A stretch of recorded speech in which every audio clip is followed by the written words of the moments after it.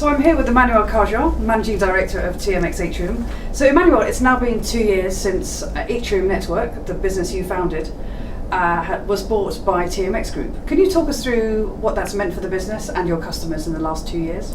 Absolutely, and the acquisition by TMX Group first meant that it's significantly strengthened our balance sheet. And with that strengthened balance sheet, we've been able to invest into the network and the infrastructure that powers our network and our service to our clients. We've also been able to further improve the customer service by investing significantly into the people that now comprise the enterprise.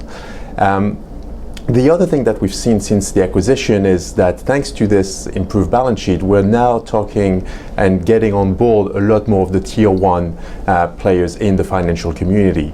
And they're entrusting to us a lot more of their business, in large part because they now know that they can rely onto a significant group. Now we know that those sort of customers are quite demanding, and have they had any impact on strategic investments you've made this year with your newly improved balance sheet? Absolutely, and one of the investment that we've made is going into Russia. And as you know, that's a very significant investment. It's quite a complex market to crack. It's quite a complex market to just get into. Part of it is the challenge of the language, and also identifying the right routes, the right infrastructure that we could use going into Russia. That did take quite a lot of time and effort. So. And that's really on the back of those clients asking us to go into this location. And is that primarily for equities trading, or do you see that for derivatives, futures, options, FX as well? Right. So I think initially it was probably for equities trading, and this is where our background is. But it very quickly moved into derivatives, future and options, as well as foreign exchange.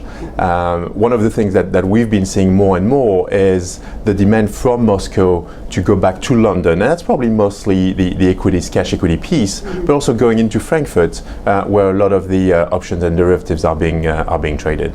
So where do you see, looking ahead for the next 2 years, perhaps 2 to 5 years, where do you see the next areas of growth for TMX Atrium? I think one of the things we're seeing really across the board is cross-asset class trading. A lot of our customers are, which again initially were mostly equities, are moving into different asset classes. And I think this is due to the push from the regulators in terms of the amount of capital that's required in order to trade into equities. It's also the fact that the returns for a lot of our customers from equities are not what they used to be.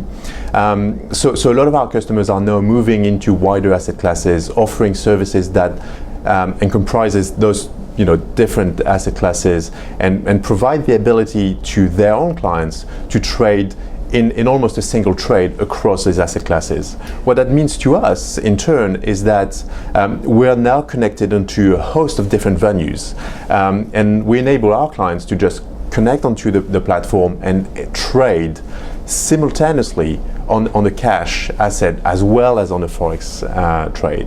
So as we stand today with regulatory change ahead of us, we can expect a number of changes going ahead. Emmanuel Carjat, thank you very much for your time. Thank you very much.